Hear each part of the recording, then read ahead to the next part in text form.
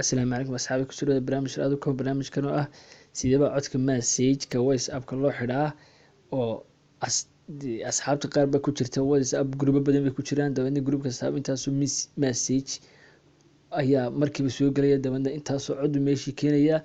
تبعنا تقفك بسنة يا عدك مركب عدك سباس كيحري كراسة كريا واحد أركسين مسج كويا لكن واحد عدا ما أركيس حبيراته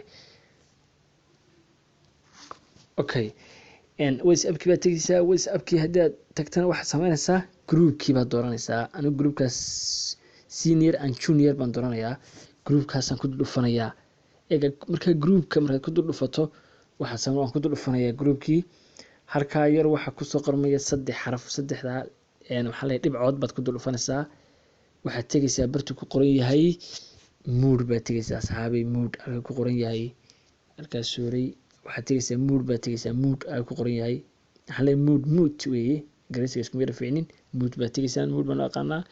markaa wuxuu yiri maxaad iska gelinaysaa moodka maxaad gelinaysaa 8 saacadood 1 week 1 hour anigu maxaan onayaa 1 hour bay geli sanad ii geli onayaa aniga dabadna okay baan ku dhufanayaa asxaabay okay markaan ku dhufto wax codoo dambe igu soo dhici ma wada arkaysaan waliba haddaan live idin tuso waa ka asxaabay codkii oo xiran weeye halkaa intaasaan markaa dadka qaar qofka doonaysa ku xiri karaysaa qofka doonaysana waad ku xiri karaysaa markaa intaan u joogtaa asxaabi assalaamu calaykum waraxmatullaahi wabarakaatuh waxaan ogeysiinayaa asxaabta qaar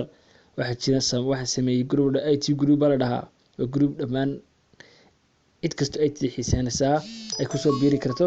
markaa fadlan ku soo biir lambarkaaga ii soo dir markaa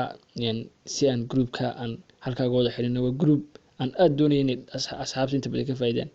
السلام عليكم ورحمة الله وبركاته فضلا سبسكرايب لايك and comment هاي لاوين